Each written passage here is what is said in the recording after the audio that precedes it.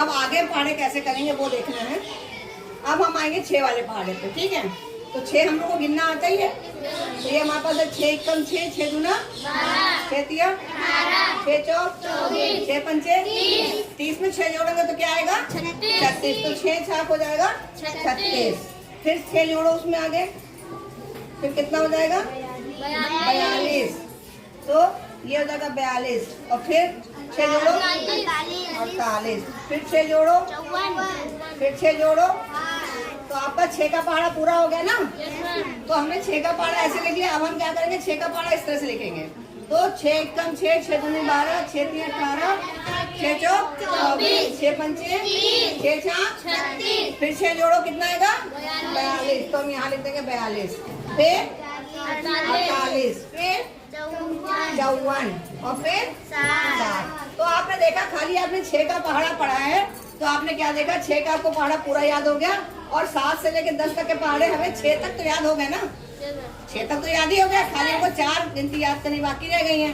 अब हम क्या करेंगे 7 का पहाड़ा पूरा कर लेंगे, ठीक है। तो क्या हो गया 7 एकम 7, 7 दूना 14, 7 तिया 21, 7 चौक 28, 7 पंचे 35, 7 छंग 42 के बाद 7 जोड़िए कितना आएगा 7 सत्ते कितना हो जाएगा 7 सत्ते 49 है ना।